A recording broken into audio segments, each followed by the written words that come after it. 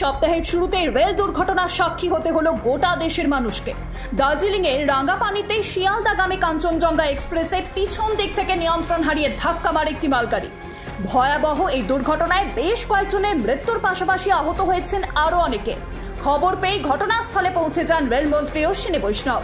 দুর্ঘটনায় মৃতদের পরিবারকে 10 লক্ষ এবং আহতদের 2.5 লক্ষ টাকা এবং অল্প আহতদের 50,000 টাকা ক্ষতিপূরণ দেওয়ার কথা ঘোষণা করা হয়েছে। সম্প্রতি এই নিয়ে দ্বিতীয় টার্মের রেলমন্ত্রী হিসেবে শপথ গ্রহণ করেছেন অশ্বিনী বৈষ্ণব। আর তার দিন কয়েক কাটতে না কাটতেই রেল দুর্ঘটনার খবর। তবে এই প্রথম নয়, তার আমলে ঘটে যাওয়া এই যাবৎকালে সব থেকে বড় রেল দুর্ঘটনারও সাক্ষী থেকেছে দেশবাসী। ভারতীয় রেল বিশ্বের অন্যতম বৃহৎ রেল নেটওয়ার্ক, যে নেটওয়ার্কে প্রতি মিনিটে প্রায় কয়েকশো ট্রেন হাজার হাজার কিলোমিটার পথ অতিক্রম করে। ভারতের বিস্তৃত রেল ব্যবস্থা বিশ্বের অন্যতম বৃহৎ হিসাবে খ্যাত। 62,000 মাইলেরও বেশি বিস্তৃত রেল লাইন সারা দেশকে এক বিশাল নেটওয়ার্কে জুড়ে রেখেছে। বছরে 2.5 কোটিরও বেশি যাত্রী এই রেল লাইন ব্যবহার করে। ইউপিএ জামানা থেকে এনডিএ জামানা রেল মন্ত্রকের দায়িত্ব সামলেছেন একাধিক মন্ত্রী। কোন রেলমন্ত্রীর আমলে কতগুলি দুর্ঘটনা ঘটেছে সেই তালিকাটা একবার দেখে নেওয়া যাক। অশ্বিনী বৈষ্ণব রেলমন্ত্রী হিসেবে দায়িত্ব সামলেছেন 2021 সালের জুলাই থেকে 2024 সালের মে পর্যন্ত। আর এই সময়কালে রেল দুর্ঘটনার সংখ্যা 83টি। দুর্ঘটনায় মৃতের সংখ্যা 25 এবং আহতদের সংখ্যা 111। তবে এর মধ্যে সব থেকে ভয়ঙ্কর করমণ্ডল এক্সপ্রেসের দুর্ঘটনা, যেখানে মৃতের সংখ্যা 296-এরও কাছাকাছি পৌঁছে গিয়েছিল এবং আহত হয়েছিলেন প্রায় 1200-র উপর মানুষ। অশ্বিনী বৈষ্ণব দায়িত্ব সামলানোর আগে 2017 সেপ্টেম্বর থেকে 2021 সালের জুলাই পর্যন্ত রেলমন্ত্রী পদে ছিলেন পীযূষ গোয়েল। তার আমলে মোট 209টি রেল দুর্ঘটনা ঘটেছে, যেখানে 104 জনের মৃত্যু হয়েছে এবং 399 জন আহত হয়েছেন। 2014 সালের নভেম্বর থেকে 2017 সালের সেপ্টেম্বর পর্যন্ত রেলমন্ত্রী পদে ছিলেন সুরেশ প্রভু। তার আমলেও রেল দুর্ঘটনা কিছু কম ঘটেনি। সুরেশ প্রভুর জামানায় 346টি দুর্ঘটনায় মোট 652 জনের মৃত্যু হয়েছে এবং 1013 জন আহত হয়েছিলেন।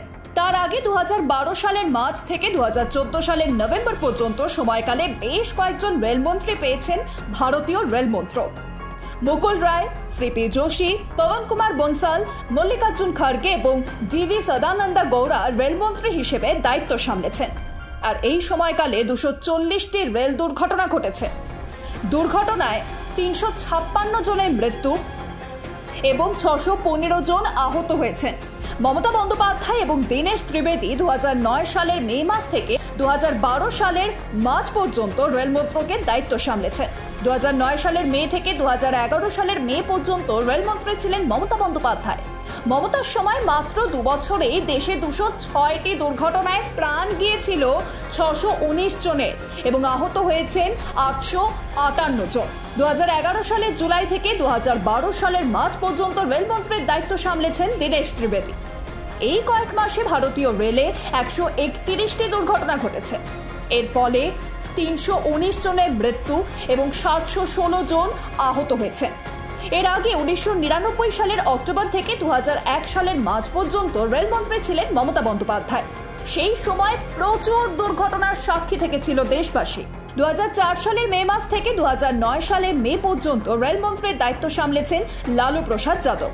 আর এই 5 বছর সময়কালে মোট 1034টি দুর্ঘটনার সাক্ষী থেকেছে গোটা দেশ, যেখানে 1159 জনের মৃত্যু এবং 2294 জন আহত হয়েছেন।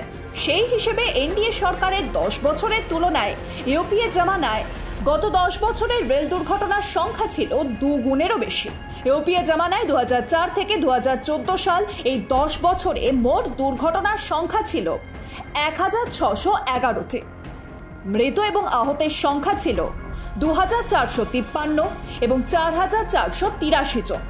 অন্যদিকে 2014 থেকে 2024 সালের এনডিএ সরকারের আমলে ভারতীয় রেলে দুর্ঘটনার সংখ্যা 638টি, যেখানে মৃত এবং আহতদের সংখ্যা 1077 এবং 2723 জন। ভারতীয় রেলের ইতিহাসে এর আগে রেল দুর্ঘটনার দায় নিয়ে পদত্যাগ করেছেন 2 জন। প্রথমজন হলেন লাল বাহাদুর শাস্ত্রী এবং অপরজন হলেন নীতিশ কুমার। 1951 থেকে 1956 সাল পর্যন্ত তিনি রেলমন্ত্রী থাকাকালীন অন্ধ্রপ্রদেশের মেহবুবনগরে এবং তামিলনাড়ুর আরিয়ালুকে দুটি রেল দুর্ঘটনা ঘটে। আর দুর্ঘটনার দায়ভার নিয়ে পদত্যাগ করেছিলেন শাস্ত্রী। যদিও প্রথমবার তার পদত্যাগপত্র গ্রহণ না করলেও দ্বিতীয়বার শাস্ত্রীর অনুরোধেই তার পদত্যাগপত্র গ্রহণ করেন তৎকালীন প্রধানমন্ত্রী জওহরলাল নেহেরু। ভারতের ইতিহাসে বহু বড় বড় ট্রেন বিপর্যয়ের ঘটনা ঘটেছে। 1981 সালে বিহারের ট্রেন দুর্ঘটনায় 500-রও বেশি মানুষের মৃত্যু হয়। 1995 সালে ফিরোজাবাদ রেল বিপর্যয়ে কমপক্ষে 358 জনের মৃত্যু হয়। তবে কোনো রেলমন্ত্রী এই দায়ভার গ্রহণ করেননি।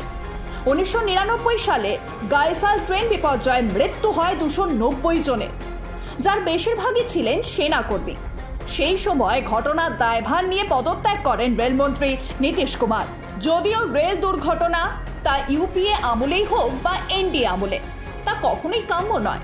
তবে পূর্বোত্তর ইউপিএ জামানার তুলনায় এনডিএ জামানায় রেল পরিষেবাকে আরো অনেক বেশি উন্নত এবং আধুনিক করে গড়ে তোলা হয়েছে, যে কারণেই কমেছে দুর্ঘটনার সংখ্যা। Bureau report, Ritam Bangla.